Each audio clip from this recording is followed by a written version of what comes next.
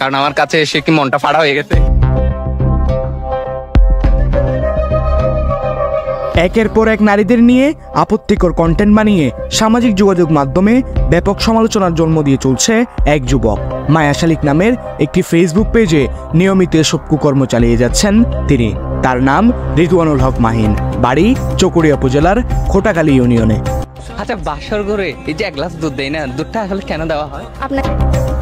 জানা যায় 2 বছর আগে কক্সবাজারের একটি পত্রিকা অফিসে অফিস সহকারী হিসেবে কাজ করত এই যুবক। এক নারী সহকর্মীর সাথে অবৈধ সম্পর্ক স্থাপনের অভিযোগে সেখান থেকে বের করে দেওয়া হয় তাকে। ভিডিও নেওয়ার আগে বিভিন্ন বয়সী তরুণী ও নারীদের পাশে দাঁড় করিয়ে তিনি এমন সব উদ্ভট প্রশ্ন করেন যা একদিকে নারীর মানসম্মান ক্ষুণ্ণ করছে, অন্যদিকে সমাজে তৈরি করছে ভাইরালের নেশায় অস্বাস্থ্যকর প্রতিযোগিতা। আচ্ছা, আজ পর্যন্ত কয়টা ছেলের সাথে রিলেশন করেছেন কি মনে পড়ে? 900। প্রায় প্রতিটি ভিডিওতে দেখা যায় খোলামেলা পোশাকে নারীদের উপস্থাপন করা হচ্ছে। শুধু তাই নয়, সেই কন্টেন্ট তৈরি করার সময় তিনি কখনো মেয়েদের হাত ধরে থাকেন, আবার কখনো ইচ্ছাকৃতভাবে শরীর স্পর্শ করেন। তার এসব আচরণকে স্থানীয়রা বেপরোয়া ও ঘৃণ্য কুকর্ম হিসেবে দেখছেন। আচ্ছা, জনি সিং, মেয়েদের তো একাধিক জনি সিং থাকে, এখন তুমি যার সাথে দাঁড়িয়ে আছো সে কি সিং? মাহিন সিং। সামাজিক যোগাযোগ মাধ্যমে একের পর এক আপত্তিকর ভিডিও প্রকাশিত হওয়ায় প্রায় সবাই ক্ষুব্ধ প্রতিক্রিয়া জানাচ্ছেন। অনেকেই মনে করছেন এ ধরনের কর্মকাণ্ড কক্সবাজারের সামাজিক পরিবেশকে কলুষিত করছে এবং তরুণ সমাজকে ঠেলে দিচ্ছে ভুল পথে।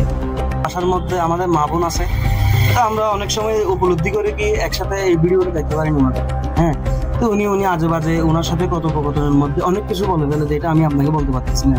রিসেন্টলি ও যে ভিডিওগুলো করতেছে বিভিন্ন খারাপ মেয়েদের, মনে করেন বিচের মধ্যে যতগুলো খারাপ মেয়ে আছে ওদেরকে নিয়ে যেগুলো করে ভিডিও, আপত্তিকর কথাবার্তা, কিছু কন্টেন্ট ক্রিয়েটারকে নিয়ে আসে দেখে আবার এখানে হচ্ছে ওদেরকে যেগুলো প্রশ্ন করে মানে ইয়াং জেনারেশন শোনার মতো না।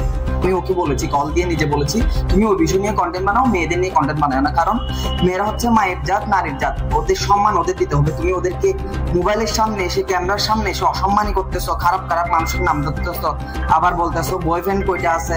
এই প্রশ্নগুলো তো একদম করা উচিত না। তো ওর বিপক্ষে যদি, ওর বিরুদ্ধে যদি কেউ ব্যবস্থা নেই, অথবা আইনগতভাবে যদি প্রশাসন নিজে ওর বিরুদ্ধে ব্যবস্থা নেই, তাহলে ভালো হবে। সামাজিক যোগাযোগ মাধ্যমে সে তাহলে এই অশ্লীলতাগুলো ছড়াতে পারবে না। অভিযোগ উঠেছে রিদওয়ানুল হক পরিকল্পিতভাবেই নারীদের ব্যবহার করে নিজেকে আলোচনায় আনার চেষ্টা করছেন। আমার একটা কোয়েশ্চেন হচ্ছে, এই যে মায়া শালিক খুবই ফেমাস, কক্সবাজারের মধ্যে খুবই ভালো কাজ করতেছে, এই ছেলেটা সবসময় মেয়েদেরকে প্রশ্ন করে, ছেলেদেরকে কখনো প্রশ্ন করতে দেখিনি। আর তার প্রত্যেকটা প্রশ্নের মধ্যে থাকে মেয়ে। সবসময় মেয়েদেরকে একটা প্রশ্ন করে, আই হেটিও চলে গেলে কে থাকবে, আই হেটিও চলে গেলে কে থাকবে। কেন এই প্রশ্নগুলো কি ছেলেদেরকে করা যায় না? সমস্যা নাই, আমি আসলে এত মোটা মানুষ, আপনার মতো চিকন মানুষের সাথে আমি যাবো না।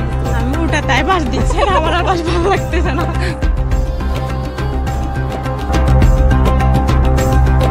তার এসব কন্টেন্টকে কেউ বিনোদন নাম দিলেও অধিকাংশ মানুষ একে বলছেন অপসংস্কৃতি ছড়ানোর ঘৃণ্য উদ্যোগ। Desk report, Telegram news.